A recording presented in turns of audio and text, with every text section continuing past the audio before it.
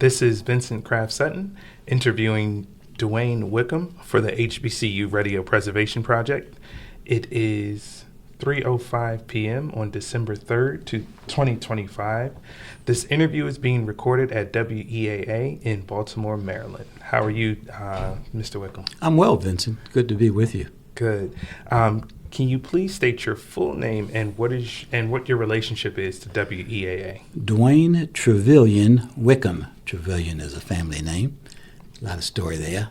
I am now the Dean Emeritus of the School of Global Journalism and Communication and was for 9 years the Dean of the school. 1 year prior to that, I was Chairman of the department before there was a school.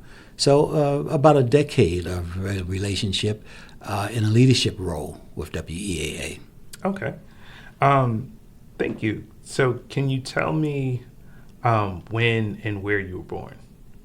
Born here in Baltimore. I'm a Baltimorean, we like to say.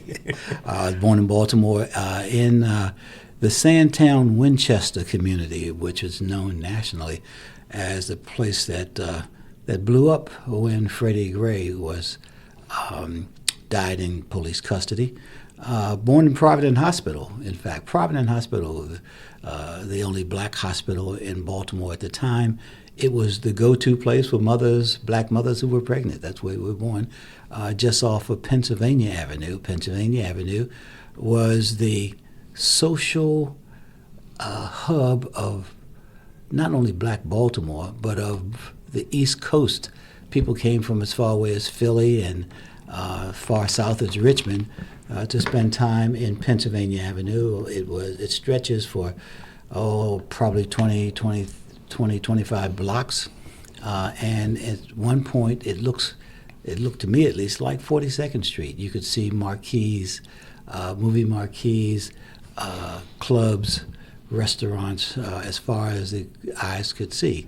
So I was born in West Baltimore in an area called Sandtown Winchester, and then was raised in Cherry Hill.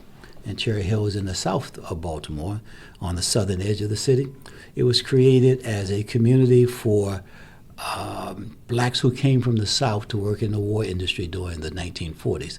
Many people remember it as a place that was created for black war veterans, but it actually preceded that. It was built for people who came to work at places like Glen L. Martin, now Martin Marietta, that was building aircraft and tanks and that sort of thing during World War II. So I was raised in it was the largest public housing project in the United States.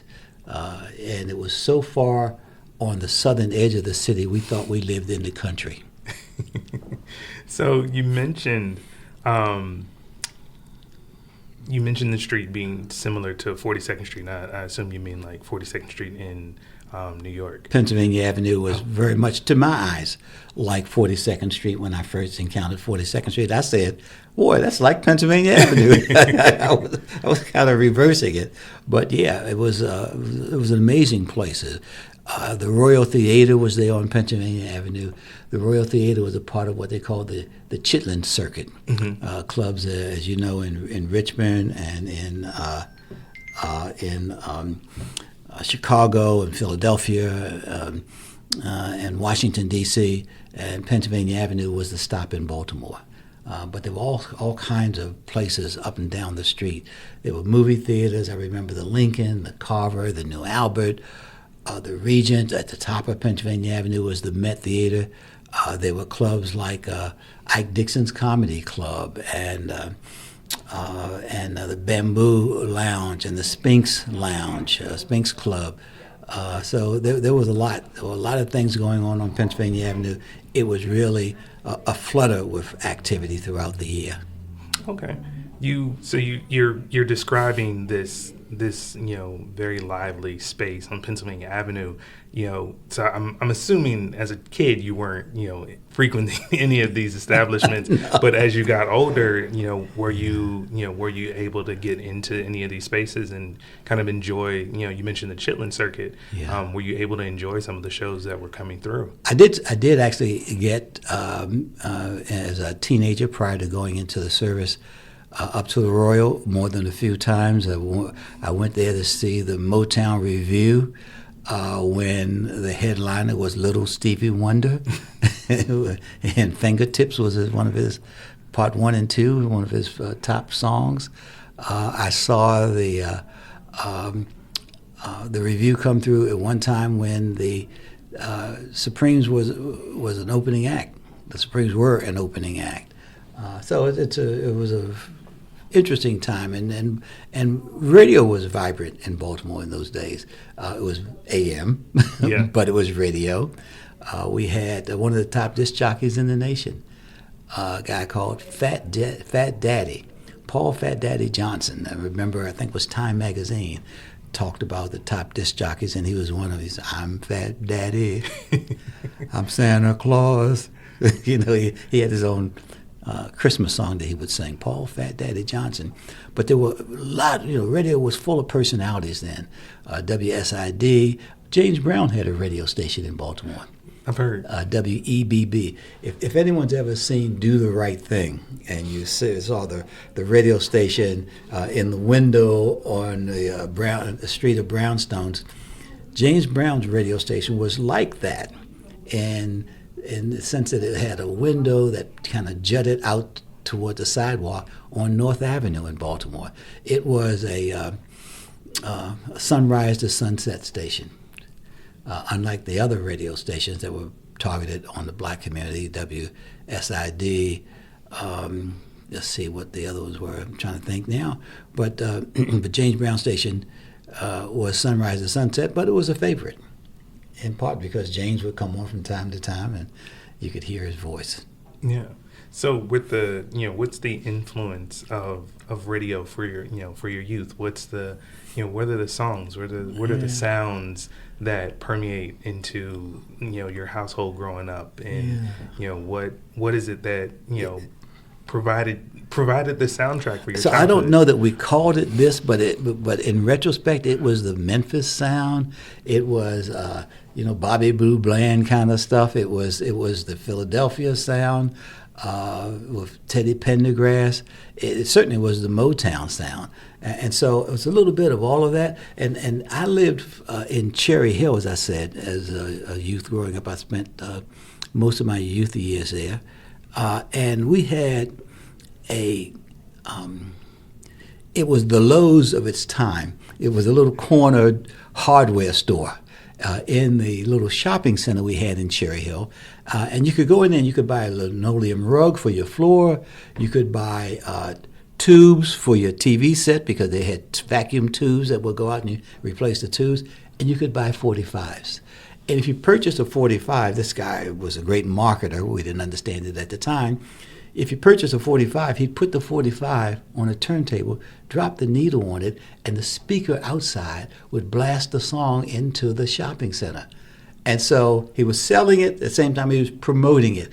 And so I'm familiar, and I think back to those moments, and they were quite.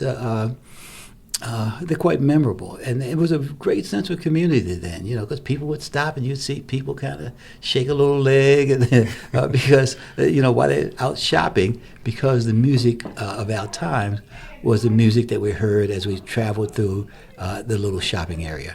Okay, and you mentioned the Memphis sound, the Philadelphia sound. Was there a Baltimore sound in that time period? I'm not familiar with the Baltimore sound so much. I'm trying to think of a couple. There were a couple of groups that were here. There was, I should remember this. When I was in high school, there was a group, and it'll probably come to me before I get off this taping, that Anita Ross was a classmate of mine, and she was a member of the group. And the group had one hit. Now, I can't think of the name of it now. We'll have to look for Anita Ross and see whose group she was a member of. But there were a couple, 2 or 3. Black Ice, I think, was a group here that was fairly well known. But mostly we looked to the entertainment that was brought into the Royal Theater. And there was a kind of a subset because Ike Dixon's Comedy Club was a place where late at night they had music, and there would be people who either couldn't get on the main stage at the Royal or could not perform in the same way. They tell the story. I don't know that I know it from firsthand experience, but they should tell the story when I was younger, that Sammy Davis Jr. would perform at the Royal Theater with his father and his uncle. And he was called the Dancing Midget. No slur upon people of whose height doesn't reach 5 feet or more. But at night, he could, after the show, he could go to Ike Dixon's Comedy Club and sing. They didn't want him to sing at the Royal because he didn't come there as a singer. He came there primarily as a dancer. So, yeah. There was just a fascinating place. Obviously, people talk about Billie Holiday and her time here, but I remember, once there came a time when the Motown show came to town, and I said to you earlier that the Supremes were an opening act. They may have been an early act, maybe not quite the opening act, but they were not the main act, because the main act was a guy whose name was Screaming Jay Hawkins. I know you don't get that. You don't. I feel like I've heard his You don't name go back before. that far, do you? I feel like I've heard the name before, though. Yeah. And he had a song where they wrote him out on stage in a casket. It's amazing. Yes. Those were the days, man. Those were the days. Very, very theatric performance, so to speak. Yeah. Tommy Hunt.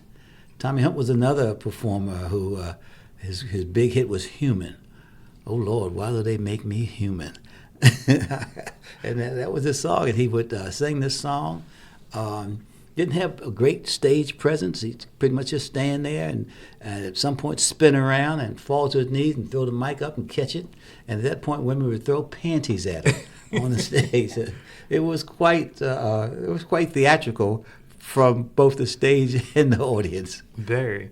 So you mentioned community with the smaller place within. Was that within Cherry Hill, the hardware store? Yeah, the hardware store was in Cherry Hill. Cherry Hill had a little strip mall. It was L-shaped. Mm-hmm. At one end was an A&P grocery store, and at the other end was Simple Simon. When I was there in my youth, it was a submarine place. You could go get subs. But where the two sides met at the joining of the L was the hardware store and the movie theater. And the movie theater in Cherry Hill was called The Hill. Quite appropriately, the Hill Theater. And I remember the manager's name. This is for much of my youth, the only black man that I ever saw in a suit and tie was the manager of the Hill Theater. And his name was Morris Q. Norris. Don't ask me how I remember. But some of those images and memories are hard to shake off. But he would always be standing ramrod straight, not a smile on his face, not a stern guy so much, but just a no-nonsense kind of guy running the theater for us out in Cherry Hill. Nice. He was the manager. Tell me more about growing up in Cherry Hill. Like what do you remember? Like what stands out as as the memory of being in Cherry Hill? I lived at 3226 Cherryland Road in the southernmost part of Cherry Hill. I lived one block from the public dump for the city of Baltimore. And they would truck trash from all over the city down Cherryland Road, down past my house, another block or so, to the open-air dump, where they would dump the trash and let it sit until it got good and dry, and then they would incinerate it. So I lived with that, and that's more horrifying now in retrospect than it was when I was a kid. Absolutely. Because when I was a kid, the dump was a place to which we would go to play. It's crazy. We would go with sticks and we would beat the piles to chase the rats out of the piles, and then we'd chase the rats across the open. It was, okay. Yeah, so that was the Cherry Hill of my youth. But it was also a place that I remember public housing, Mm-hmm. where most houses had two parents, father and a mother. Most black men got up in the morning and went to work. You could almost make a movie out of it. It was almost, you could, if you could close your eyes, I can close my eyes, I can see, 7:30 in the morning, black men walking up the street to the bus stop Mm-hmm. to get on the bus. I don't know that more than one or two people, to my memory, had a car. The rest of the folks would go out in the morning and get on a bus. Maybe one or two had a vehicle pick them up. They worked on a truck or something, and the truck would come by. But the black men would leave in the morning to go to work, and the women virtually all stayed home. They raised their kids. They talked to each other over the clothesline. They'd have to go out and shake the clothes before they brought them in because the soot from the burning trash, would kind of drift into the air past where we lived. But we had a lot of fun as kids. We played.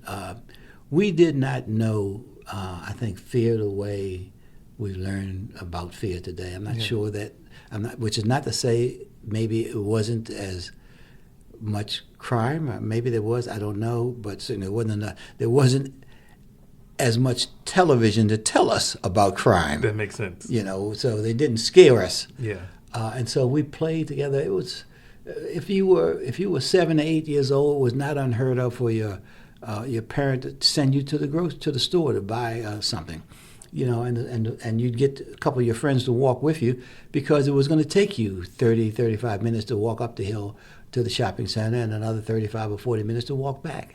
So you'd be gone an hour or more, given the distance and the time you'd spend in the shop. Nobody worried about that kind of thing. We didn't have those problems then.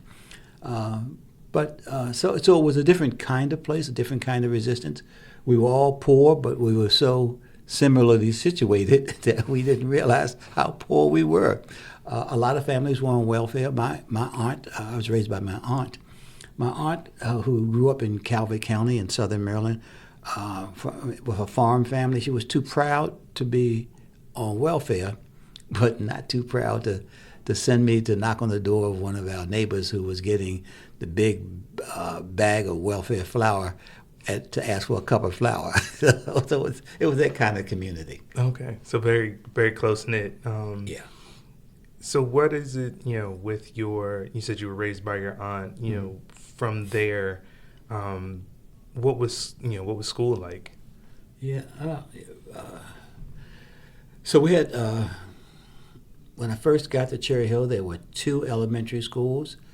They built a couple more. So I think at its peak, there were 4,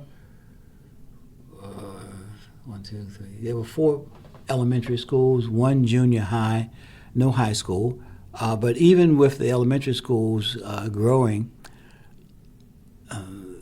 in the 3rd grade, the 4th grade, the 4th and 5th grade, I was bussed out of Cherry Hill because we just had too much capacity there. I mean, not enough capacity for students, but too many students for the space we had, I should say. So I was bussed out of Cherry Hill, and interestingly, this is right after 1954, so right after the Brown versus Board of Education decision. But we still haven't gotten over this segregation thing. So the bus that took me out of Cherry Hill to go to the 4th grade and the 5th grade took me past a school, number 225, which was then in Westport, a community adjacent to Cherry Hill that was all white. So it drove me past the all-white school to a black community nearby called Mount Winans. And Mount Winans had school number 156, which is a one-story building with temporary trailers outside. Okay. So the 3-story white school, we got bus pass, and so we got bus past that to another overcrowded school, But so we did that, and then came back and I finished there in junior high school there, and then went off to high school as we would say, in the city. In the city. Because we thought we weren't in the city. We were so far on the edge of the city. We said, I'm going into the city. And what was high school like, especially coming out of that post-Brown decision? Yeah. Was there any... High school was still very much black and white in Baltimore. Okay. In the late 50s, early 60s. It was still very much black and white. Integrated by law, and there were some integrated schools. But if you were black, you probably wanted to go to Dunbar High School in East Baltimore, or you wanted to go to Douglas High School in West Baltimore. Those were the two still solidly black high schools. The other schools were in some phase of integration. Okay. So with that, and which high school did you go to? Douglas. You went to Douglas. Okay. And that was, you said West End of Baltimore. In West Baltimore. Okay. And walk me through what it was like to be in that space, very, all black in Baltimore. And well, listen, life was all black for me. It had been all black from birth, and so it wasn't different. It wasn't different. It was comfortable. It was nurturing. I first went to Baltimore City College. Name sounds like it's college, but it's not. It's a high school. But it was then, and I think many people would say now, one of the most prestigious schools in the city. It's not far from Morgan's campus. Looks like a castle. Okay. And so it was called the Castle on the Hill. But I lasted about a semester, got in trouble, was kicked out, and then I bounced around a little bit and ended up at Douglas. As I said, it was a nurturing experience. Frederick Douglass High School was atypical for black high schools, I think, in many ways, because you think about a black high school during times of segregation and then the near aftermath of it. You think of maybe an old rundown building. This was a huge campus, huge, probably set on, I would say, 15 acres or more. Mm-hmm. It was big, huge campus. And a large building, strangely built. The school's pool was on the second floor, as was its gymnasium. And so that was kind of strange, we thought. Very odd. And the gymnasium obviously took the second and third floor in terms of the structure. But aside from that, and the fact that guys had to swim in the nude, that was a Baltimore City thing. You need to ask some other people about that. Maybe they're educated. Because at City College and at Douglas High School, in both of those schools, when you went to swimming, you had to swim in the nude. You'd go to swimming, you'd take off your clothes, you would take a shower, and then go to the pool, and you'd swim in the nude. There was probably some reasoning, rationale, maybe about hygiene or public health. I'm not sure what it was. But in Baltimore City in those days, I'm talking about the early 60s, we swam in the nude. And that was policy. Okay. Yeah, so that was different.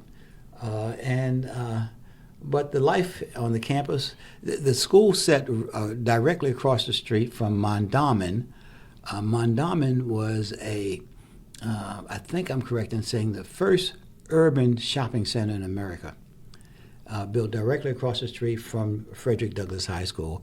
And so to get to the bus that I needed to catch to get back to Cherry Hill, had to go either through or around the little shopping center. Of course, we always would go through it. There was a little 5 and dime store there where you could go, and for 15 cents I could buy a quarter pound of cookies.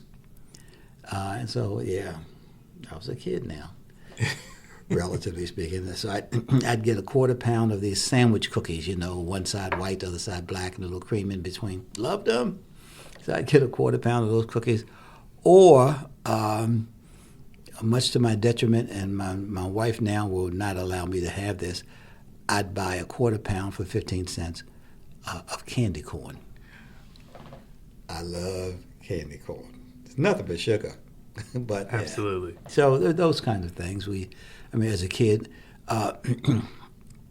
I often would spend, because I had so little money, I often would spend my bus fare to buy the candy and cookies on the way out.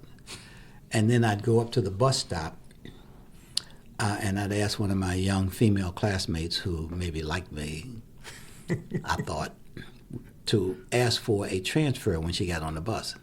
So she'd get on the bus, get a transfer, go back, sit by a window, and hand the transfer out to me.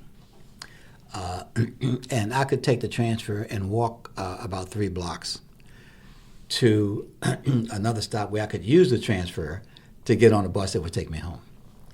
So I had a routine, you know. Everybody has a little hustle, and that was mine: to eat the candy and get a transfer. I mean, it is definitely a routine that worked. It worked. It worked. You know. And so you know, life was different then. We enjoyed moving about the city. Again, we didn't have any great fear about being out in the city. It was a different time. Yeah. So what year did you graduate high school? I did not graduate. I left high school in 1974. So I tell the story that when I left City College, when they kicked me out of City College at the end of the first semester, I did not return the second semester. And so I euphemistically tell people I was held back. Which is, you know, I didn't fail, I was held back. And so then I went to Douglas and did 2 years at Douglas. And when my class graduated, and I looked around and thought, why am I still here? That and the fact that I had impregnated my girlfriend. Mm-hmm. And so I decided, because in those days, this is what the honorable thing that young men did. I went off into the service to get some benefits to take care of my child. Okay. And then came home and married my high school sweetheart. Nice. Yeah. So what year did you go enlist into the?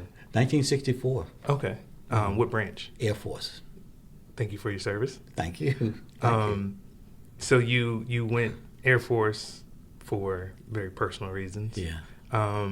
What was that experience like, you know, going particularly around 64? Well, that would be prior to Vietnam. I tell people I was so smart that I dropped out of high school and enlisted in the service in the middle of the Vietnam War. That's how smart I was. And then they sent me to Vietnam. Okay. I was brilliant, wasn't I? Very, you know. Yeah. But my intention was to enlist in the Marine Corps because I'd fantasized along with some of my friends, my young contemporary friends, about, we'd go to movies on Saturday and we'd see John Wayne and it's Artie Murphy and all these guys playing these roles. And I was like, I'll be a Marine.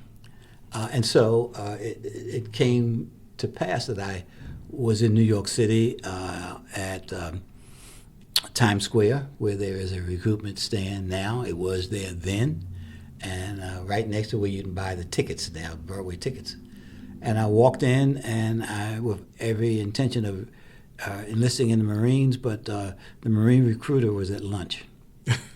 And recruiters have quotas, and so I was set upon like like a fly on poop. And so the recruiter from the Air Force was only black recruiter in the space, so he got my attention. And so when we talked, it turned out that he had known my father during World War II. So that was another conversation. Okay. And so then he told me if you want to go into the Air Force because you have more choices. And he said if you go into the Army or you go into the Marines, you enlist, you go for 3 years. Enlist in the Air Force, you go for 4, but you get to have more input into what your career will be. Okay. In the Army, he said they're going to train you to be a soldier. They're going to give you a weapon. Then they're going to send you to Vietnam to fight. So that was a factor, and so I enlisted in the Air Force and spent 4 years in that service. Okay. So you spent from 1964 to 1969, 1970 in the 1964 to 68, 4 years. 4 years, sorry. I'm doing the math wrong. So 4 years in the Air Force, Yes. I see that you earned service medal for Vietnam. Yeah. Coming out, what was, you went to Vietnam. Mm-hmm. What was your role? Were you still considered like a soldier with a weapon? No, I was in the Air Force, and interestingly, they early on decided to make me a combat photographer.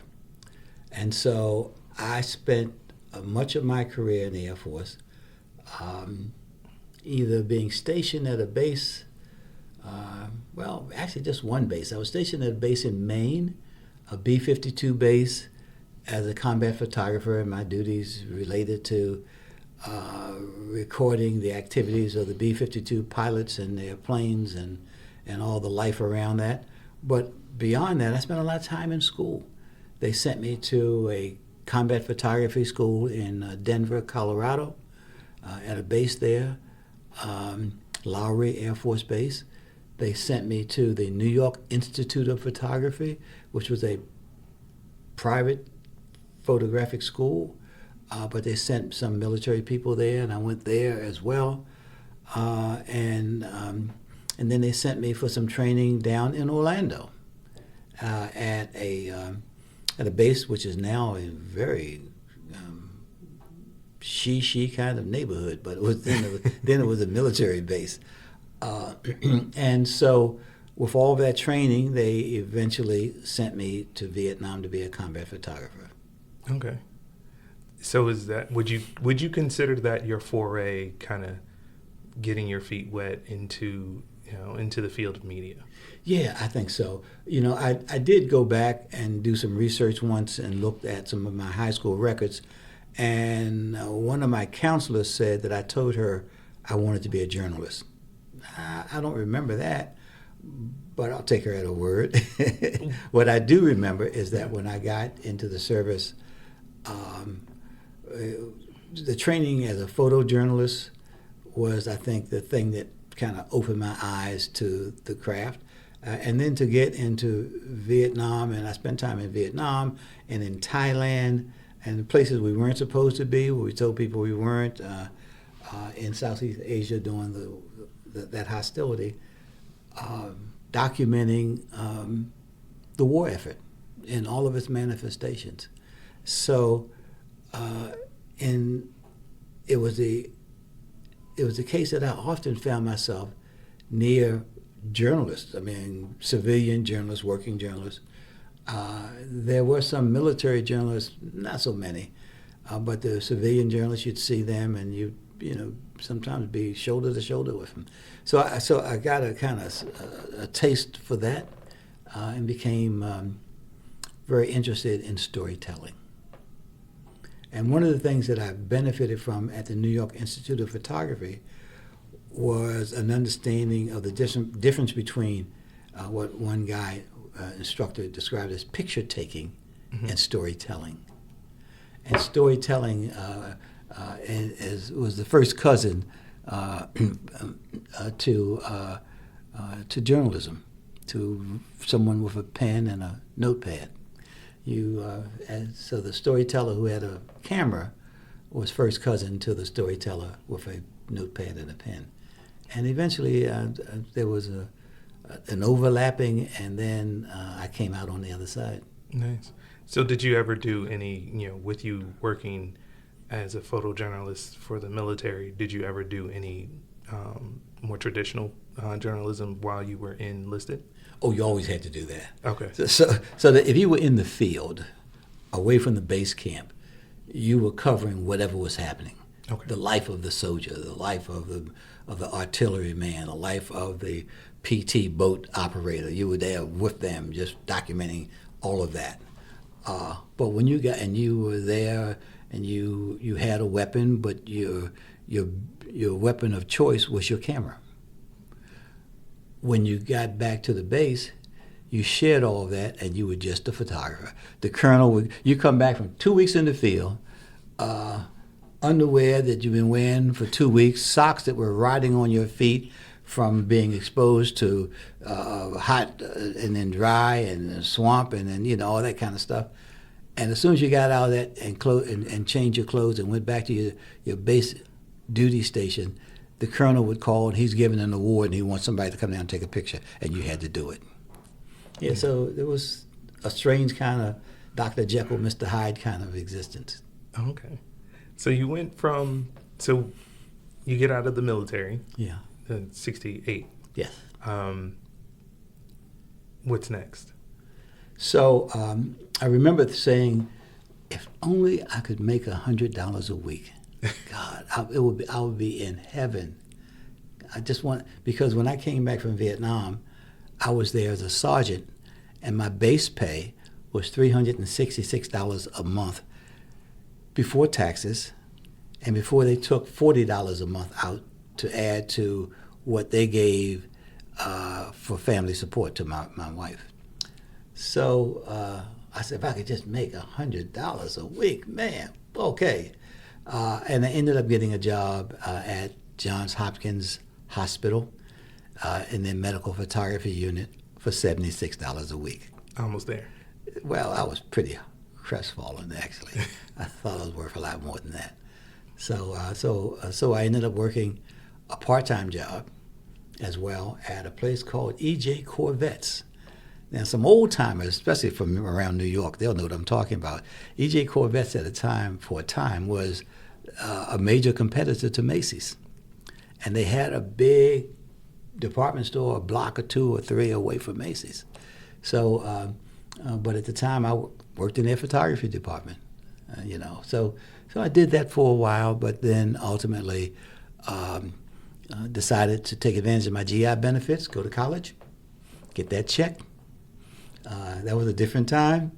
The GI benefits were quite different from what they are now. When I went to college, they paid my tuition, they gave me money for books, yeah. And then they gave me a monthly check. Yeah. So thank you, Uncle Sam. And ultimately ended up with a bachelor's degree in journalism from the University of Maryland at College Park. Were you involved with, were you still involved with journalism, within University of Maryland, or was there anything, that the students were doing? From the moment I got to Maryland, I was a journalist. Okay. I mean, if you Google the Diamondback, which is the University of Maryland student newspaper, and their archives, and put my name in, you'll get dozens of stories. I was writing all the time, and interestingly, most of the students who worked at the newspaper, the daily newspaper, student-run daily newspaper at the University of Maryland, most of them spent more time in the newsroom than they spent in the classroom. Many of them did not graduate. They stayed there 3 or 4 years and didn't graduate because they were so good at what they did, they could get a job and did get a job. While the kids who went to school and stayed in class and got their A's and B's but didn't get the practical experience, struggled a bit. I was fortunate enough that I graduated with honors and got a job right away. But I stayed I was an older student, so I had the discipline, that the military instilled upon me, so I could do all of those things. Yeah. At one time. So I wanna jump a little bit and kind of get to another space, because you spent 30 plus years working in media. I do want to ask, why is Black media so important? And what do you see as its place in Black life and culture? Well, there's Black media, and then there are Black journalists. So I probably will differentiate between the two a little bit. But historically, Black media, since 1827, when the first Black-owned newspaper was created, Freedom's Journal was its name in this country, Black folks had a voice. And that voice is important. And people say, well, yeah, but it's an advocacy press. Well, the history of this country, most news organizations were, in fact, in that category, advocacy press. And it took until 1827 before black folks in this country got our advocacy press. And in the years since then, those news organizations have come and gone, but there's a long history of papers. The Baltimore, the Afro-American newspaper, which was then a major chain at the height of its existence, and the Baltimore Afro-American was just one of its tentacles. There was a Philadelphia paper, there was a Richmond paper, a Washington paper, and there was a national paper. The Chicago Defender, the Pittsburgh Courier Journal. I mean, there was just a lot. Amsterdam News. So these were major media vehicles that in which black folks were born. Black folks got married. Black folks died. You know, if you read mainstream press, none of those things happened to us. Yeah. We only got arrested, you know. But in the black press, we lived lives. We had social clubs. We had Greek organizations. You know, if you go back and read, even now, the Afro's archives, just pick any year, pick any month, pick any day, and just look at the paper and you go, wow. I love to read the Afro during the war years of Second World War to see how it covered that combat. The Afro sent correspondence to North Africa with the troops, to Italy, to Europe, and then it sent correspondence to the Pacific and to Alaska, because a lot of black soldiers were sent to Alaska to work there. So, and the Afro sent it, so you can read those stories and those dispatches. So it's if nobody, you know, they asked the question, if a tree falls in the forest and there's nobody there, does it make a sound? Yeah. If you live a life that's not recorded, is it remembered? Yeah. And newspapers like the Afro and the Chicago Defender and Pittsburgh Courier, the Philadelphia Tribune, Amsterdam News, their greatest accomplishment is that they have made it possible for us to remember. Yeah. And with remembering, with remembering and you being a syndicated columnist, how important is it to have a black voice in like these white controlled or white centered outlets, you know, particularly something like the USA Today, you know, Yeah. how do you keep that voice while also remembering in those spaces? So it's a challenge, and I think we all dealt with that challenge differently. I was always of the mind that I was a race man, that my job was to elevate the race, even on the pages of USA Today. It was to bring a black voice to that space. It was to help people beyond my community understand the joys and the pains of our community. It was to champion, I think, the good things that happen in our community, and to challenge and to condemn those bad things that afflicted us. I mean, I just thought that was my role. You know, I know that people would say, and often would write to the editor, and why does he always talk about black people? And my editor said to me once, how do I respond to that? I said, I don't know. How do you respond when so-and-so always writes about white people? He looked at me like, I had never thought about it that way. Yeah, well, that's what they do. I'm the guy who writes about black people all the time, but your other columnists only always write about white people. Well, no, they write about this. That's white people stuff, you know. And you kind of have to do it that way and so most of the editors that I encountered, these were not racist people. These were people who because of their own life experiences, saw the world through eyes shaped by who they are, who they were at the time, and the life they had lived. So they just didn't see it. We looked at the same thing and saw something different, and that's what I tried to explain to them. And so you have to allow me to share with the readers what I see when I look at the things that you look at. Yeah, and I think it's particularly important having that perspective, because people lose out on that. So being that journalist for you have such a storied career in history. You were one of 44 to found the National Association of Black Journalists.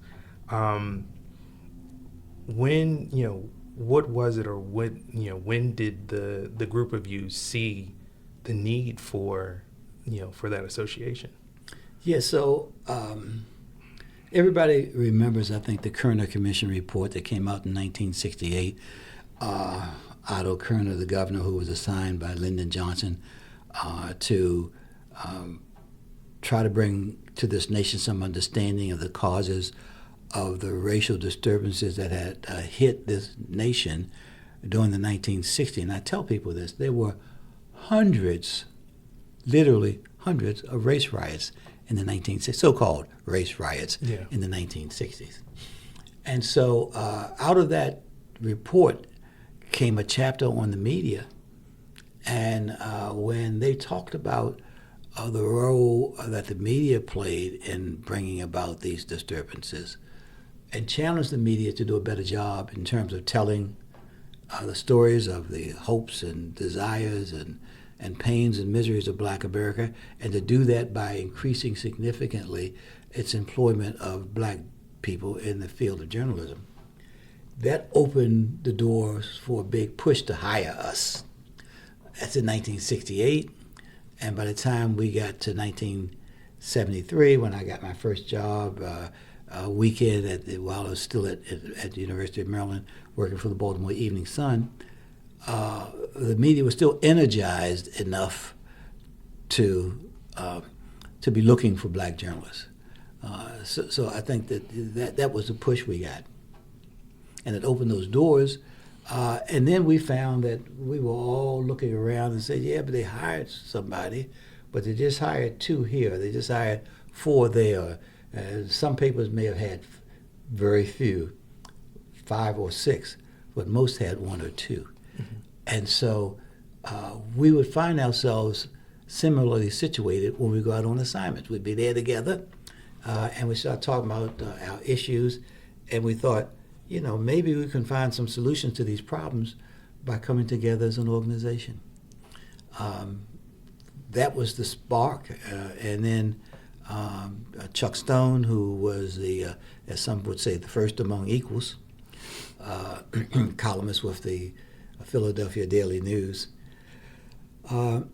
He marshaled us into a room while we were out on an assignment at a major gathering of Black politicians in Washington, D.C. in December of 1974.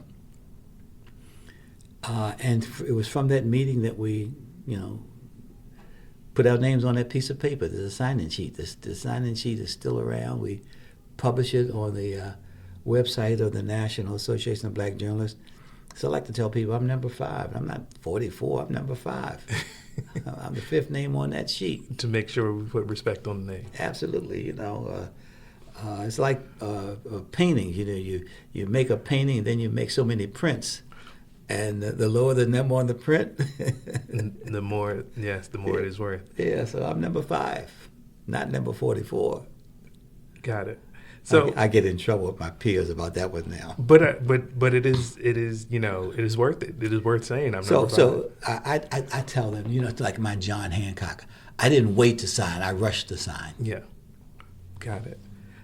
So I want to take a step back just a second, or just a little bit. You got your master's at University of Baltimore. Yes. Around 1980. 82. 82. by that point, WEAA is now a full station. WEAA would have been 5 years old when I got my master's. Were you listening to WEAA then? Absolutely. Nice. Yeah. What was it that drew you to WEAA in terms of, at least as a listener, what drew you to WEAA? Well, listen, in part, I knew. So coming out of the creation of the National Association of Black Journalists, we also had being created at the very same time. In fact, in Baltimore, we created the Baltimore Association of Black Media Workers, it was then called, 6 months before NABJ was created. Okay. And some of the people who were members of my organization, Gene Ross, Kwesi Mfume, were on the air at WEAA. When WEAA went on the air in, I think it was January of 1977, the first voice on the airways that day was Kwesi Mfume. He was a member of the organization, that the local chapter that I created, and I was president. So yeah, I listened because my members were on the air. So what was it? What was the the point of, not the point of, but like what was the motivation to create that organization, or was it similar to NABJ? It was similar to NABJ. We just got out the blocks faster. Got it. And we so it's a kind of strange thing because people think NABJ was created and then the local chapters were created. Well, for the most part, that's true, but there was an organization, a local organization of journalists in Philadelphia, mm-hmm. and then one was created in Baltimore. I don't know where else anything else might have been at that time, but I know our two groups existed before the National was created, and ultimately we changed the name. So it's now the Baltimore Association of Black Journalists, but initially it was the Association of Black Media Workers, created in May of 1975. Okay. So I want to shift gears again and talk about, because you have this very, illustrious career in media. Tell me about your transition from media to academia. So that almost happened by mistake. I started my journalism career, as I said before, in 1973. As a student, I was a weekend reporter at the Baltimore Evening Sun. So we jumped forward from 1973. I became a columnist in 1985.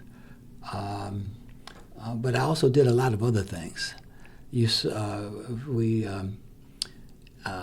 At Channel 11, WBAL TV in Baltimore, quickly after I became a reporter at the Baltimore Sun in 1975, Channel 11 asked me to come on as a participant in many of their public affairs programs.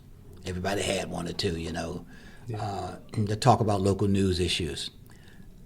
And I was one of only two black reporters at the Sun at the time. So I went there and I got a taste of broadcast journalism, and that would have been maybe around 76. By the time we get to 1980, 81, I'm talking to the general manager about buying 3 of their shows, which when he finished laughing, he said, "How much are you willing to pay?" And I said, $1 each. And I purchased 2 programs, one that I was then hosting called Black Horizons. Mm-hmm. It was like a regular weekly talk show about black issues. And the other was called Gospel Variations. And Malcolm Potter was the general manager of the Hearst station in Baltimore at the time. And he said, "Why would I sell you these 2 shows for $1 a piece?" And I said, "They are beating the snot out of you over issues of lack of contracting with black businesses. They're beating up on you about lack of black employees." I said, "And the federal government at that time required you to produce public affairs programs. and you make no money off of them. There's a loss leader. Mm-hmm. I said, so why don't you drop those on me, sell them to me for $1 a piece. You can tell the black community now you're contracting with me, a black man, to produce programming for you. And he says, well, how will you make any money? I said, let me worry about that. I can figure that out. And he did. He sold me those 2 programs for $1 a piece. And what I recognized, because I'd done some work on it, is that the sales staff that he had was not interested in selling time for my programs because they couldn't generate much money, and they worked on commission. But if I could get $300 or $500 for a 30-second spot, and I had 10, as we would say, avails, 10 spots in each show, and I ran a rerun of each show, my 2 shows became 4, and my 10 spots became 40. Mm-hmm. And I could sell the first run of those spots on my talk show Black Horizons for, I think it was about $500. So I'd make 500 times 10, that's $5,000 for my show for the first airing. The next airing, I'd sell it for half as much, $250. And so now I got $7,500 a week right there off of those 2 broadcasts. And then the gospel variations, I'd got 300 and 150. So 300, I got 3,000 for the first airing and 1,500 for the second airing. So now we're talking about 10,000. I've got about $12,000 a week that I was bringing in off those 2 shows. That was big money in 1971, 72. I think it was 73. I think it was 73. 73 when I started. In 1973, that was big money. Yeah. Not for the television station. They didn't see big money, but I saw big money, you know. And so, yeah. and so I was able to do that, and it created another lifespan for me. And for much of the 1980s and the 1990s, I worked 3 or 4 jobs.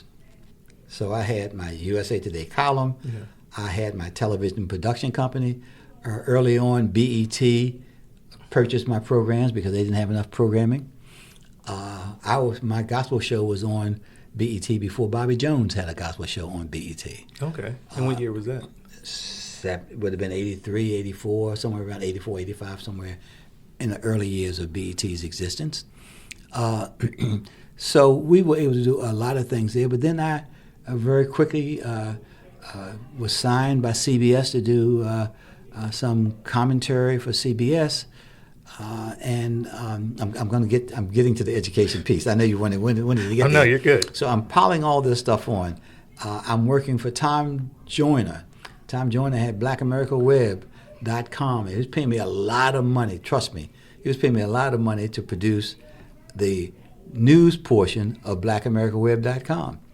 And so I'm doing the USA Today piece. I'm doing my own television piece. BET has started something called Lead Story, which was our version of Meet the Press. I did it for 10 years, every Sunday. It was just one day a week. I had to go over it for a couple hours and do that. And so I had all these things going on. It started to build some level of notoriety for me. Mm-hmm. And people started, noticing me and calling on me to do things, come talk about this, come talk about that. And on one occasion, I was at an event in Washington, and this woman started calling my name. DeWayne Wickham, DeWayne Wickham. And I turned around, this lady comes up to me, and she introduces herself to me, and she's from Delaware State. We listen to you, we watch you, we love you. Won't you come to Delaware State and talk to our students? I said, sure, when do you want me to come up there? And I got up there and went up and talked to the students, and before I left, she said, would you consider teaching up here for us? And I said, well, if I can do it and keep doing everything else I'm doing, yes. So I added that to my list of one more thing I added. And so they gave me a contract. They invited me to be a distinguished professor of journalism at Delaware State. I started in the year 2000. And I taught 1 class a week. I went up 2 days. And I created a journalism institute up there. Okay. And so that got me into the academy. And then In 2005, North Carolina A&T stole me, and I went there. And in 2012, Dr. Wilson made me an offer to come to Morgan to create a school of journalism. Okay. And that's how I got here. Nice. So I did want to ask you, because I had read that you also created, and this may be, I may have gotten this confused with Delaware State, the Institute for Advanced Journalism Studies. Was that at A&T as well? I created the Institute for Advanced Journalism Studies at Delaware State. Okay. And then it was portable because it was my 501c3, and I took it to A&T as well. And that was the vehicle we used to send black journalists on assignments throughout the Caribbean. Most people know I sent scores of black journalists to Cuba. Okay. But they don't pay so much attention to the fact that I also sent black journalists on assignment to Brazil, to Colombia, to Panama, to Barbados, to the Bahamas, to Mexico, and to Canada, because we were attempting to chronicle the impact that people of African descent had on the American hemisphere. And so we did a lot of that. I became fascinated with Cuba for reasons that have to do with its closeness to African Americans and its historical linkage that most of us have lost sight of. And so we made a lot of trips to Cuba, but we also did those other trips as well. Okay. So what was the motivation there for the Institute for Advanced Journalism? Like, what was? So it was kind of like an outgrowth of the creation of NABJ. One of the things we wanted to do in NABJ was to open doors of opportunity for black journalists, and thereby increase the storytelling of issues of importance to black people throughout this hemisphere, primarily. Okay. You also created the School of Global Journalism and Communication here at Morgan. Yeah. A couple questions I want to ask you about that, because I feel like, one, why use the term global journalism, and what is global journalism? I feel like you kind of touched a little bit in talking about the Institute for Advanced Journalism Studies and sending the student, sending them on assignment there. But why? What is global journalism in relation to black students? So maps, the boundaries that have been created, that we acknowledge as in our mapping of the world, are artificial. And they don't define in any useful way the people that inhabit this earth. And to the extent that people were taken out of Africa, disproportionately, forcefully taken out of Africa and dispersed throughout the American hemisphere,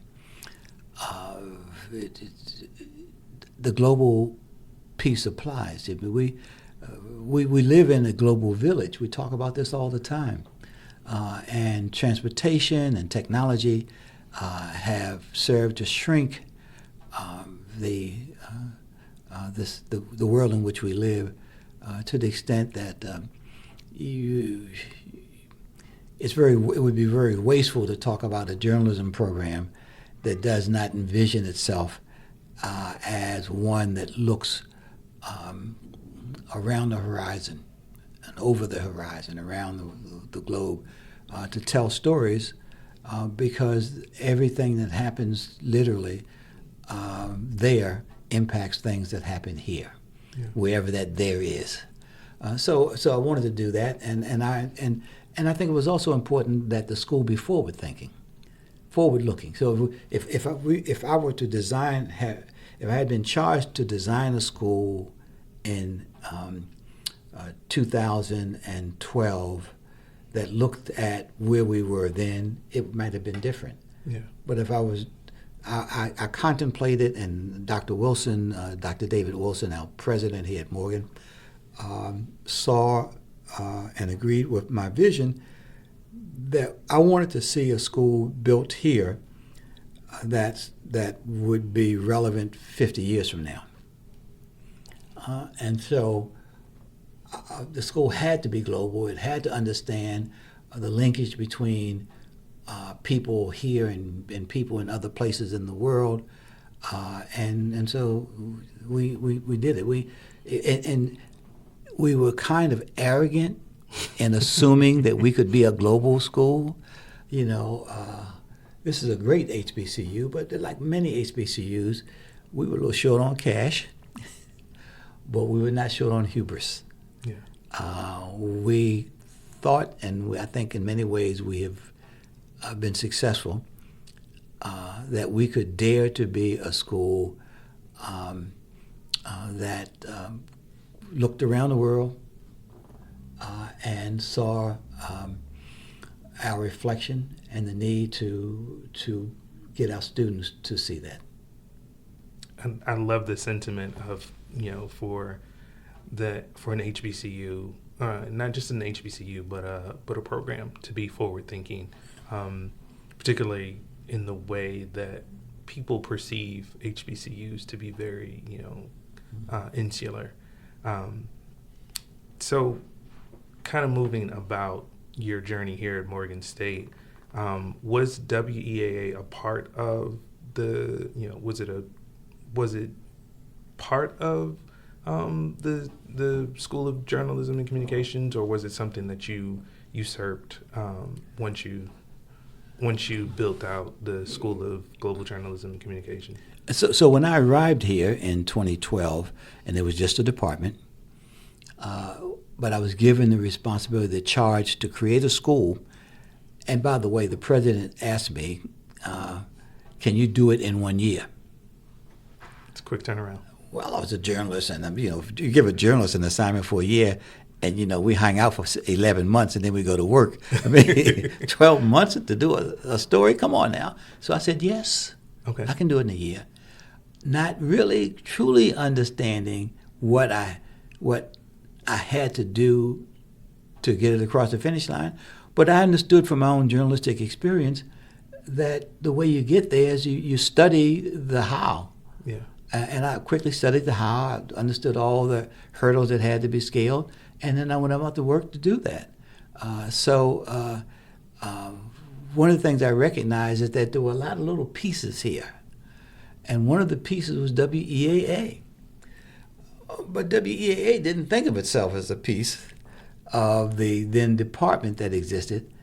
I think they largely thought of themselves as a tenant. Occupant of some space in the building, but they were not. It was my conclusion, did not see themselves as an integral part of the educational experience that we were offering our students. So, I had to figure out, first of all, what do I do first? Do I reel them in? Is that the first order of business? Or is the first order of business actually taking on this other piece and creating the school? And I decided the latter. And so initially I went about the business of reordering the structure of the educational component that was here and putting in place a school that had a board of visitors.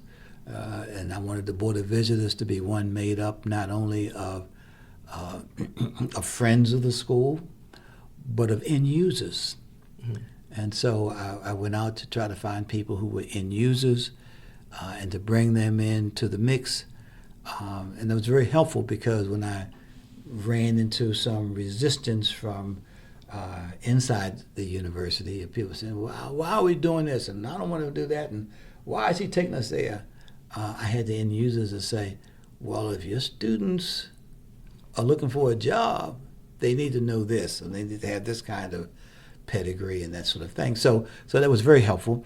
And I started in July of 2012, and in May of 2013, the Maryland Higher Education Commission approved our application to become a school. Less than a year. Congratulations on that. And then we officially became a school in July. So it was done, but there was a lot of blood on the floor. Understandable for that quick turn, for that kind of turnaround. Yeah. You said something I really love and would love to put into my own tool bag. You said you understood the how before you did the work. Yeah. With understanding the how, and particularly around WEAA, and you said that they felt like a tenant. They felt like they weren't as big a component to the school or to the department. Tell me what was WEAA in that moment, other than just feeling like we're just kind of here. What was WEAA in that time? It was a loose cannon on the deck of a ship. I mean, it did its thing. Whichever way that ship tossed and turned, and EAA was thrown this way or thrown that way. I mean, it kind of did its thing. Whatever the centrifugal force would cause it to spin off and do. I knew very early on that it was a tough. It would be a tough undertaking to get WEAA to where I thought it needed to be before I got the school structured and running in the right direction. So I left it alone for a little bit of time. Okay. But not without some problem, because I was getting feedback. And I will say this. One of the first calls I received from a member of the state legislature who do not ordinarily call deans, they call the president. But I received this call, and I think the president may have even called me to tell me that I might be getting this call. Was from someone who complained about the public affairs programming that we did not have a single black person on the air doing with a public affairs show, a talk show, not a single black person. And so I listened. At the time we had Mark Steiner.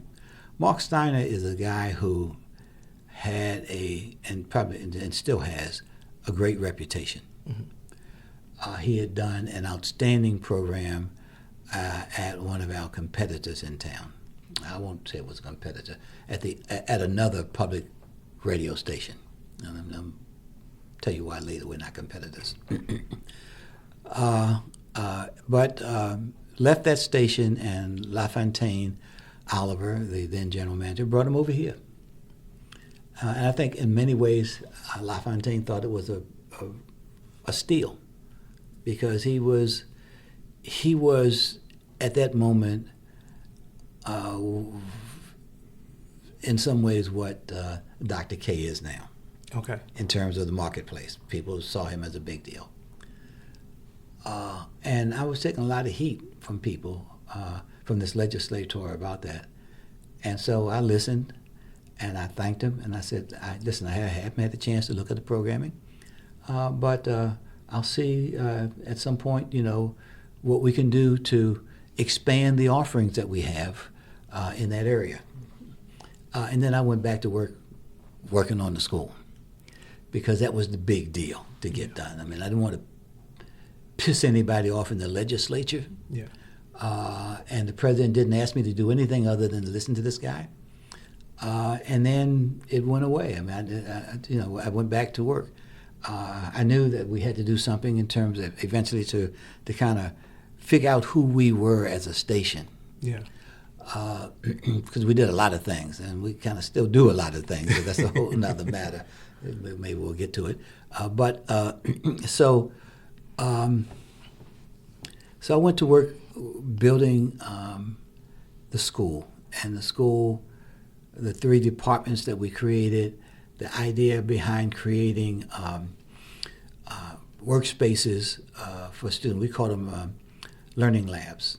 Every department had a learning lab. So if you teach writing, where is the learning lab for them to work to get practical experience. It became the student newspaper, for instance.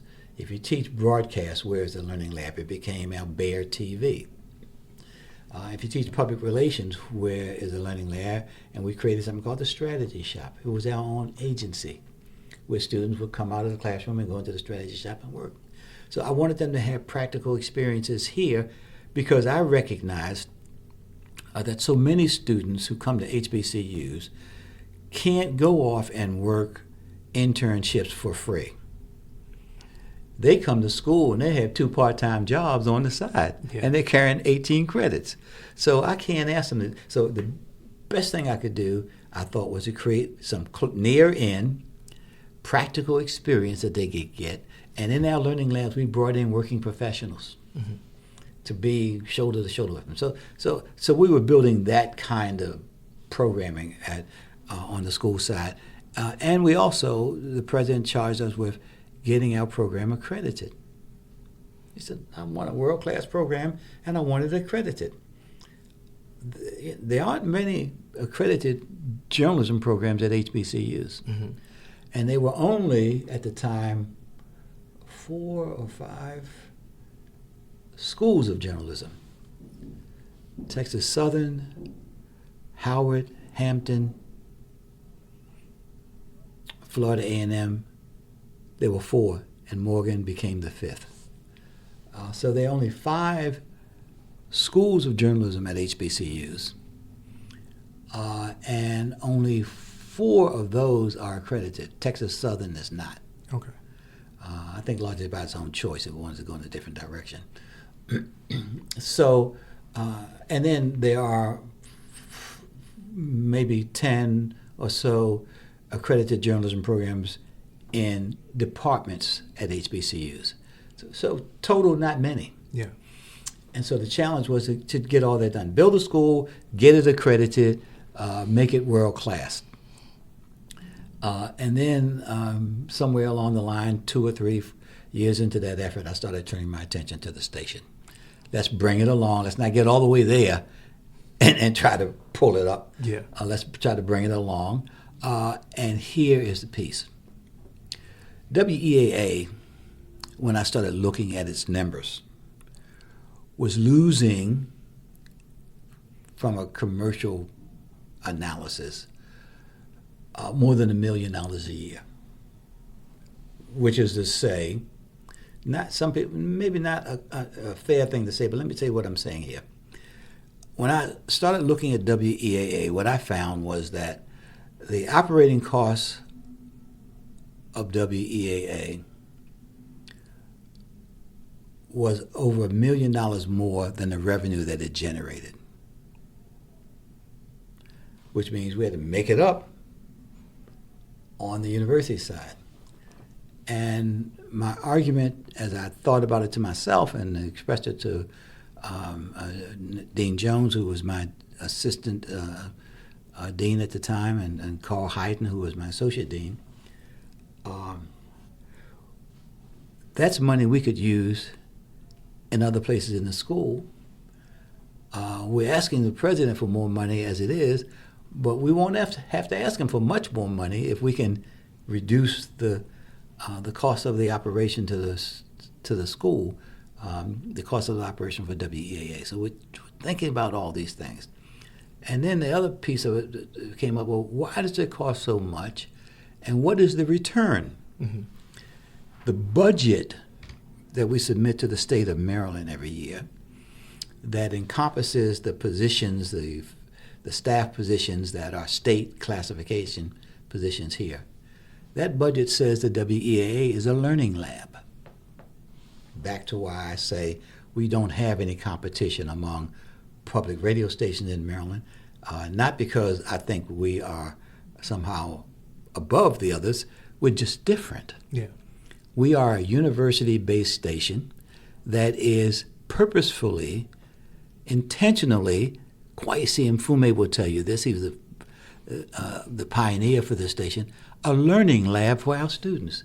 We educate African Americans begins on this campus. Absolutely. We're educating our students. We want our students to be the voices on the air. We want them to be the commentators. And it's a hard thing to get there. It's not easy. It took a lot of my time, and I'm sure I know it's taking a lot of Dean Jones's time, my successor. But that's where I wanted us to go. And to make that shift, initially when I turned my attention to WEAA, there were no students over here. Okay. There was no Morgan News Hour, as we now have. That is, I think, a really good program that we do every day. And we did not have students on the air. We don't now have a full-time student on the air, but we used to have, and she graduated, and we went through 2 or 3 of them. A part of our morning programming team was a student. And so I know that Mikkel is doing an outstanding job because she's taking a different route. I kind of quickly try to come up from the top and go in, and Mikkel is training our students to come in and learn the basics and to go bottom up. It's a smart strategy. Yeah. It's a good long-term approach. I'm the guy who had to do it in a year, so I'm still looking for quick fixes. But Mikkel started on my watch, but Dean Jones worked to get her a position, a classified position that allows her to put all of her energies, much of her energies, I should say, into developing students to work in various parts of our operation. That's the learning lab. Yeah. So I met her earlier, and I did see her working specifically with students on top of having this amazing radio voice. Yes. When with it being a learning lab, and with it, I guess, kind of living a dual life, being a learning lab, but also being a public station, what were you looking for in the voices that you wanted to fill WEAA? Because I know that it took time just to, kind of get the station where you wanted it, but what were the voices that you were looking for? I didn't think of WEAA as a radio station. I don't want to get in trouble with this. I didn't think of WEAA as a radio station in the traditional sense. Okay. Again, we were subsidizing it to the tune of in excess of $1 million a year. Okay, that might shock a lot of people, but then I'll say, yeah, but think about it this way. When I put a professor in a classroom, we pay that professor a salary. That professor doesn't generate more money than it costs to operate that classroom. Most of that revenue goes to the school, to the university. That's kind of a loss leader too. We're investing in our students in that way. And at WEAA, we invest in our students by underwriting the operation of the station. So what I wanted out of the station was less in terms of the golden voice. We had some wonderful golden voices. We had a guy here called the Bass Man. For many years, he had a jazz program, and he had a golden voice. He was a great guy. He ultimately decided to leave because he didn't. I think he didn't agree with my vision of where we were going with the station. But you can't beat that voice. Yeah. I wanted students to have an opportunity to come in, drop the mic, not key a music at the right time. I want them to come in and struggle with it and learn. Yeah. And it was so for me. Now I know on the other side of it, you say, well, what about your ratings? Well, my ratings are in here. My approach to it was the ratings that counted for me as dean at WEAA could be measured in the success that the station had in nurturing students. And so that's what I pushed for. And I knew I couldn't do it overnight. You can't just totally revamp the programming. Yeah. And then I had some other challenges. I mean, there were many. This is why I said it took me so long, a year or two, to focus on this. Yeah. When I came here, there was only one woman on the air. Okay. And that was Mikkel, and she was sharing a morning show with Robert. And I don't think I'm talking out of shop when I would say neither one of them was happy. And I listened and I thought, they're both very richly talented. Yeah. Why do we put up with them not being happy? Well, let's first of all, in the short term, let's fix some programming problems. Let's get them both separate programs. And so we kind of separated that out. And then I said, we got a talk show issue here. So let's get some other people on the air with talk shows. And so we brought in, I don't remember the guy's name now. We brought in a guy who was at the Afro, and he did a talk show. Mark's show was in the morning. I think his show was maybe at noon or 10 to noon, something like that. And then we stumbled upon Dr. K. I was going to ask you. Yeah, I said, we got to get her on the air. She had done some guest appearances, I think, here, but also on YPR, is it? The other station in town. And I said, we got to get this woman on the air, man. We got to bring her in here.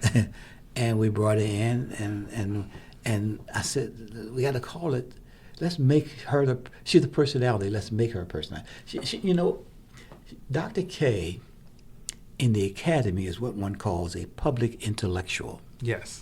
You don't do that on the radio. You can't call her that on the radio station, but in the academy, she's a public intellectual.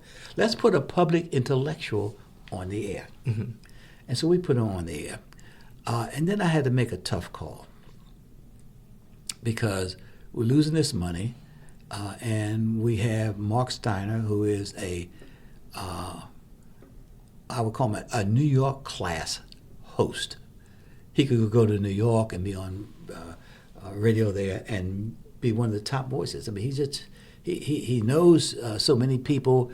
He is a progressive, and he's extremely talented. But he was wrong for our market. Mm-hmm. And the hardest thing for me to do was to pull the plug on his show. He didn't like it. It wasn't personal. Why did I do it? We had how much can I talk about this as a person I'm at? He had a separate contract. Okay. He had a separate contract with the university, with the station. That was the largest contract we had with anyone. And he had the lowest rated show. Hmm. Extremely talented, but it wasn't, our audience wasn't his audience. Wasn't this market. Yeah. Yeah. It wasn't, Baltimore is still largely a black and white town. Okay. Baltimore radio, particularly, is still back in the early 60s. Still black and white, mostly. So when he left and came over here, his audience in significant numbers didn't follow him. And our audience didn't take to him as well as we thought and had hoped that they would. So, I'm trying to figure out the money thing, and the programming piece, and I'm working on the learning lab piece. I'm saying, give me a little bit of learning lab. I got to have some more students in there, but I also got to have to solve some of my financial piece. I got to make some money, and if you can't make money by bringing in revenue, what do? You cut costs. Yeah. So these are the challenges that I was facing, and so that's what I did I think I gave him a lot of notice. I think maybe 6 months or so. I think I told him that we were not going to renew the contract. But I have. He may be surprised to hear me say this because people come away with different notions about what motivates the dean to do things. I thought then, I think now, he's a tremendous talent. He's a progressive who I want on my side, but he was not right for our station and our audience. Got it. So in that, you mentioned Dr. K and how you had to absolutely have her, and listening to her show, she is an absolute, she is a public intellectual. Yeah. In disguise as a radio host. Because she'll scream, she'll holler, but she'll bring reason to the discussion. Absolutely. And let me just tell you one thing before you go on. Early on in her time with us, there was a problem that had to do with school buses at the beginning of a school year bypassing kids or not showing up, and kids were on the street. This is in an urban setting. Kids go out to the corner, and the buses didn't show up. And the mothers started complaining to Dr. K. And Dr. K went out to that corner and broadcast live. That is a way to get people's attention. The buses started showing up on time. I loved it. And I kept saying, and I keep saying, and of course I'm not the dean anymore, so I can't enforce my will upon the station, but the station needs to do more of that. Yeah. We bought the remote equipment so that the station can go remote. Yeah. And so you don't have to tell or ask Dr. K like that to do anything like that twice. You don't have to ask her at all. But I would like more people to kind of think about themselves as getting out there. Yeah. Yeah. So with that, you mentioned, and I forget his name, that you had, like, you weren't renewing his contract. You were bringing Dr. K on. Do you feel like she was the need that, was she filling a need in that, in that moment? Was she filling what he was supposed to be doing, or was she just like, happenstance and coincidence that you came across? So I don't think it was a tit for tat kind of thing. Yeah. So when we did not renew Mark Steiner, we now are scrambling to try to figure out how we get some programming on the air that can draw an audience.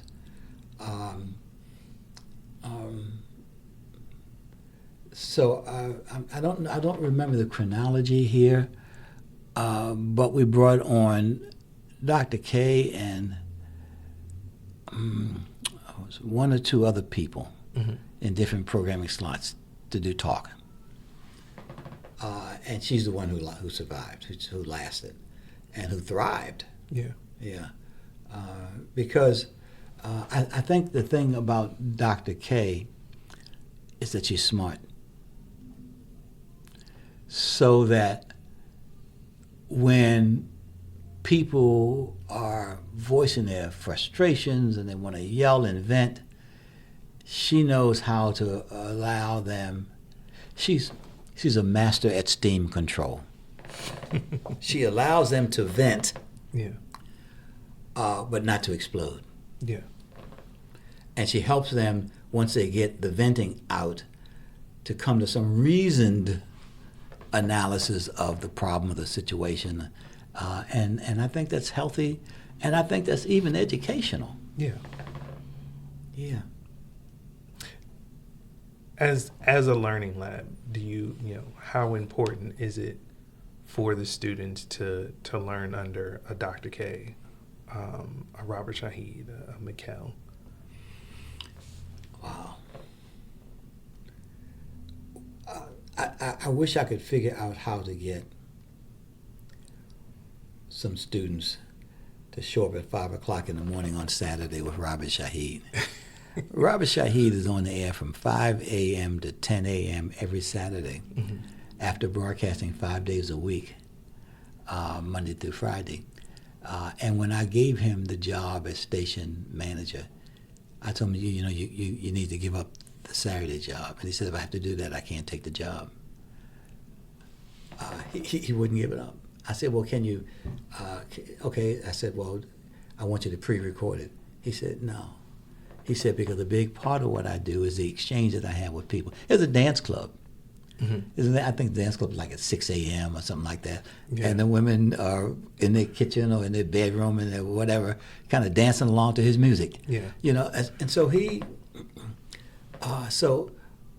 I want people, so why do I want students to do that? Audience engagement. He's a master at it. I don't think he would ever use the two words. But when I listen to him, I say, audience engagement. Yeah. He knows how to engage the audience. He brings on a woman who does one of our Sunday gospel shows. And he brings on every Saturday. And it's got kind of titillating conversation that they have that they make you wonder, okay, y'all auditioning for sinners, but it's a great pairing. But again, it's audience engagement. Yeah. He does it, and people are thriving to call him and talk to him, and so in my mind, as you try to figure out, well, how do you balance all these things? Can you make it just a learning lab and make it not just a programming thing? Find the programming people who help you do the learning lab piece. And I think Mikkel is talking to, for instance, people in our Department of Strategic Communications, which is public relations and marketing and management, that sort of thing, about engaging in some of what we do here. And I hope that they're having that kind of conversation. If not, maybe I should come and sit with her and talk about it, because I see it. So some of it is new, something new, like our Morgan News Hour, which is student run completely. It's about an hour of evening news programming every 6 to 7 p.m. I think it is, every Monday through Friday. That's new and it's very strong. But some of it is taking the old and helping students learn something from that. Yeah. And so I know that's not your music. But pay attention to how he engages audience, and then use those techniques as you move forward in your chosen profession. Yeah. Within communication. Yeah. Yeah. And it is amazing to listen to him engage, like you said, audience engagement. It is amazing to see how excited people get to get to talk to him. Yeah. And then just the energy that he gives back to the people. It was amazing to hear. So with that, I do want to ask, WEAA, what is the station's value to the community, to its listeners, to the students? Yeah, I think still. So it is, let's get back to those two words, a learning lab. Yeah. It's a learning lab academically, but almost even by mistake, it is a learning lab as we look toward our community to see how do we engage with them? How do we interact with them? What is it that we have to share with our community, that's of value? And it comes out, I think, through Robert Shahid's programming, but his conversation, and through Dr. K particularly. And so Mikkel does a women's piece. I don't know if you, she has a series about black women. Yes, I heard it. Yeah. Learning lab. She could just play music all day, and her voice is so golden and so sultry that she wouldn't have to do anything else. But we educate African Americans. Yeah, that is so. Was that the tagline? No. Did you come up with that tagline? No, that was that was WEAA. That was, and I think Kwesi spoke those words on that first broadcast. Awesome. Okay.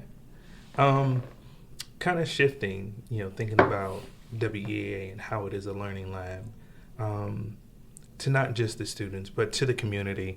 How would you define HBCU radio? So I don't know much about HBCU radio. I was at North Carolina A&T, and we had a radio station there, and it was it was kind of a part of the department that I ran. It was housed with us, and I had some supervisory responsibility, but didn't pay much attention to that. So I don't know much about HBCU radio in that way. And I've been down to Jackson State. And they have an impressive operation there, both radio and television. Mm-hmm. But I don't know. I listened to Howard University, which is their radio station, not WHUR, but the station they have on Sirius, I think it is. Yeah. Yeah. But I don't, I'm not focused on that. I'm not drawn to it. Okay. This is a lot. I'm not drawn to it. Okay. Yeah. And I should be. So if I were running it, the programming would be purposeful. I always think that we can educate while we entertain. Yeah. And when we don't, we miss a golden opportunity. In the time of the enslavement of our people, I think back to what I've read and what I've come to know about Congo Square, which is that place in New Orleans where I'm told like once a month they would allow the slaves to come together from the plantation, and they could dance and perform and in fact entertain the whites who would come and to see those performances. But they also talked to each other with those drums. Yes. They entertained and they educated. They did. And I think we can do that with HBCU radio. And I think we have to be more purposeful. There's a lot going on in this nation. A lot of challenges we face. We are at a time of a really important decision point, because I think America is moving toward what I call the American apartheid. HBCU radio stations should not be amusing ourselves to death. Mm-hmm. It should be purposeful in terms of trying to ensure that we use the platform that we have to, yes, soothe our people and put some balm on their wounds, yeah, but also to educate and to inspire. Yeah. And I think a lot of HBCU radio stations have that same mindset of okay. that, we're not just here to entertain, but we are here to educate. Yeah. But that makes me think, when you said we're leaning into the American apartheid, I want to ask, because we see the rescission of funds from public radio overall, and I want to know from your standpoint, how should WEAA think about meeting this moment of rescission of public funding, this shift in almost to some degree erasure of public broadcasting. We need the right person to do the asking. We exist in a marketplace where there are more than enough black folks of means, athletes, mm-hmm. particularly, members of our business community who are quite wealthy and who donate to charitable causes. Giving to WEAA has a significant multiplier effect because your dollars generate so much in this station in terms of our ability to talk to the broader community and to effect some positive change. And so I think we have to find, we have a team here whose job it is to do the commercial ask. But we need someone who maybe even comes from the talented 10th community to go back into that community and say, listen, here's the deal. This is what we need to do. This is our platform. Everywhere there is a disruption of a society, everywhere that some despot or Democrat seeks to take over a nation, the first grab is of the means of communication. Yeah. That's the power. They recognize the power. We need to recognize the power too, to use it for positive purposes, to strengthen our community, to have a call not to arms, but to link arms. Yeah. A sense of unity. Yes. So with that being said, that link of unity, how do you feel being that, I guess we could definitely say WEAA is a public black radio station. Like, how do you see that fitting into this larger ecosystem of not of black media, but media in general? It has its place. It is today what Freedom's Journal was to black folks in 1827. It is that, it's our piece of the rock, and so there's not as much to be negotiated as when we go to one of the commercial television stations and say, well, yeah, but can we get a show over here? Or when we try to find a space to be a voice at a place that whose chains are pulled by in a different way by a different community. I think this is our piece of the rock, and we have to take advantage of it. So with that, what's important to you about WEAA? Its continued existence, its recognition of its important role in this space and in this time, and its understanding that, as Frederick Douglass said, power concedes nothing without a demand, never did and never will. EAA, properly structured and organized, can help us make a demand on this society. It's got to take on that role. Do you think WEAA will take that role on? That's my hope. Yeah, I hope it will. Yeah. Okay. With the, me working with the HBCU Radio Preservation Project, we do it. We're two-sided. We work with oral histories as we're doing today with you. We also do preservation work. So we have a preservation team that comes in and,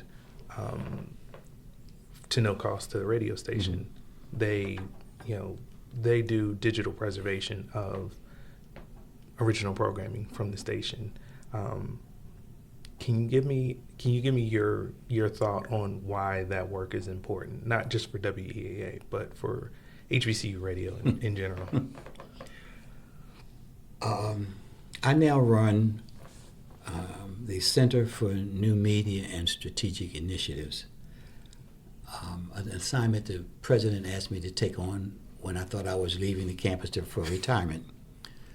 And in this role, we do several things, one of which is we create documentaries to help tell the stories of the black experience in the American hemisphere. And we're working on a story now about Dr. Irene Diggs, an anthropologist, a sociologist who spent time here at Morgan, some 20-some years. She was a close associate of W.E.B. Du Bois. Mm-hmm. She retired in the 1980s. She died in 1998. All of her vidas that we find, all of her bios tell us about her many appearances on TV, her many appearances on radio, including The Voice of America.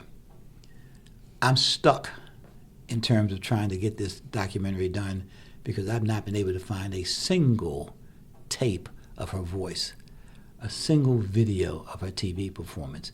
I know she was on Channel 11, on Channel 13. Nobody kept that stuff. And so preservation is significant.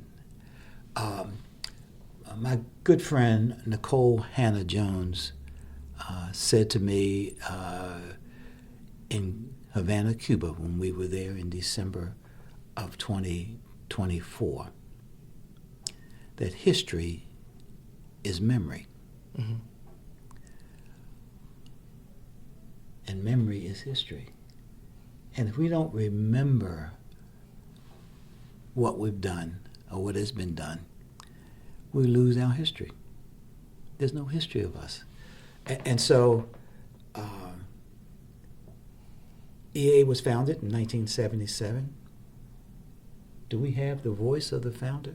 Do we have the first recording, the first broadcast? Do we have broadcasts from along the way, from important points where people were on the air who have gone on now to different lives, different careers, or to the afterlife? I don't know how much of that we have. But we ought to have a lot of it, it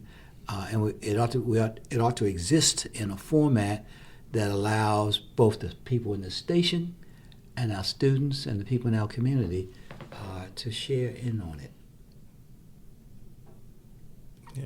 Yeah. And that is our goal.